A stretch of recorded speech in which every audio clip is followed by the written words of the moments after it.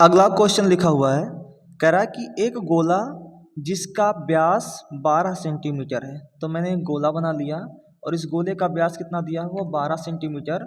तो अगर मैं इस गोले का व्यास 12 सेंटीमीटर यानी कि 2r की वैल्यू कितना दिया हुआ है 12 cm, तो r की वैल्यू कितनी जाएगी 2 छक 12 यानी कि 6 सेंटीमीटर आएगी।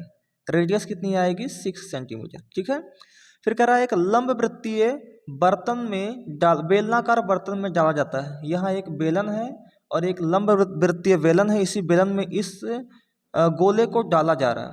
तो चलिए डाल रहा हूँ मैं इस बेलन में एक गोले को डाल दे रहा हूँ।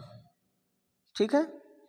तो कह रहा है डाला जाता है जिससे थोड़ा पानी भरा, जिसमें क्या भरा हुआ है थोड़ा पानी। इस बेलन में क्या भरा हुआ है पानी भरा हुआ, जैसा कि मैंने यहाँ पहले ही भर दिया है। क्लियर हो रहा है।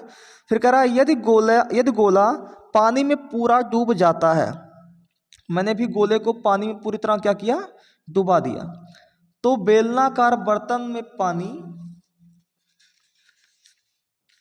की सतह 3 सही 5/9 सेंटीमीटर बढ़ जाती है।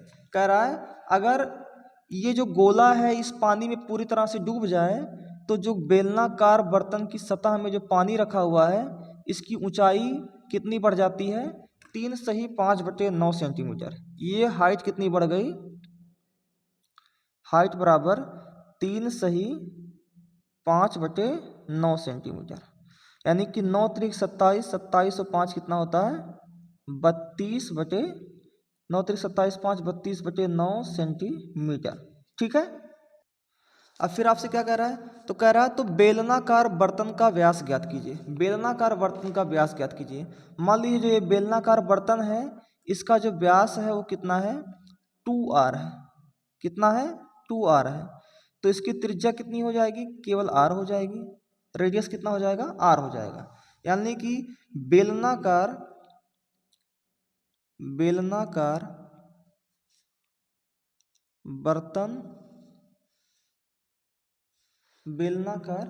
बर्तन का त्रिज्या ये आपने क्या मान लिया है कैपिटल R मान लिया। ठीक है।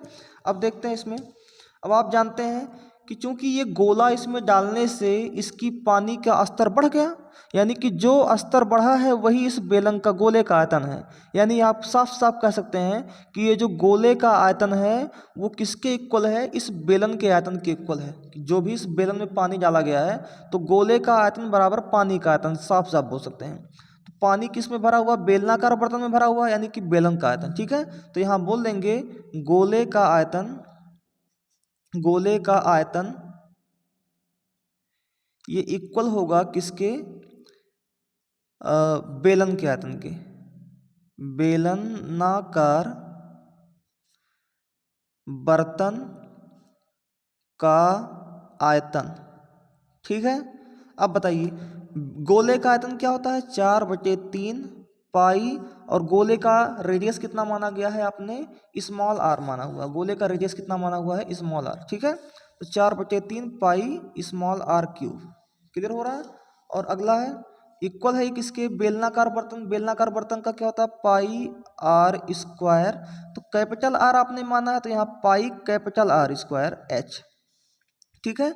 अब यहाँ देखें तो पाई से पाई क्या हो जाएगा कैंसिल हो जाएगा, तो यहाँ बचेगा 4/3 इंटू आर। आर की वैल्यू कितनी ली हुई है आपने 6 ली हुई है।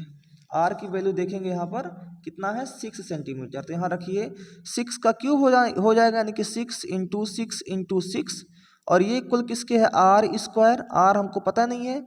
H कितना निकाले हैं 32/9, 32/9। अब यहाँ से अगर R स्क्वायर की वैल्यू को निकाला जाए तो R स्क्वायर को यहीं छोड़ेंगे तो ये हो जाएगा 3 दूना 6, तो पहले काट ही दीजिए। तो ऊपर आएगा 4 दूना 8 इंटू में 6 गुणे 6, और ये इंटू का 9 अपॉन नीचे 9 जो है ये ऊपर जाएगा तो ऊपर में 9 हो जाएगा, अपॉन ये इंटू का 32 इधर आएगा तो बटे में 32 हो जाएगा, और 8 चौक कितना हो जाएगा 32। ठीक है। 2 दूना 4 और 2 तियाँ 6, फिर 2 तियाँ 6। तो यहाँ क्या बनेगा 3 गुणे 3, और 9 को भी आप क्या लिख सकते हैं 3 गुणे 3, और ये इक्वल किसके होगा R स्क्वायर के। तो यहाँ आप लिख सकते हैं 3 × 3 यानी कि 9, और यहाँ भी 3 × 3 यानी 9 बराबर आर का स्क्वायर। तो यहाँ 9 का स्क्वायर ये बराबर किसके होगा, आर का स्क्वायर। तो यहाँ से अगर आप तुलना कराएं तो लिखेंगे तुलना करने पर आपसे यहाँ को रेडियस क्या मिल जाएगा, रेडियस मिल जाएगा 9 सेंटीमीटर। ये किसका रेडियस मिल गया आपको, बेलन का रेडियस मिल गया। लेकिन आपको बेलन का तो व्यास निकालना, तो लिखेंगे बेलन का व्यास बराबर 2 × r, यानी कि 2 × r की वैल्यू कितनी है 9, तो 2 × 9 18 सेंटीमीटर इस क्वेश्चन का क्या होगा, राइट आंसर होगा। ठीक है, तो आशा है आपको ये क्वेश्चन अच्छे से समझ में आया। ठीक है, चलिए बढ़ते हैं नेक्स्ट क्वेश्चन की तरफ।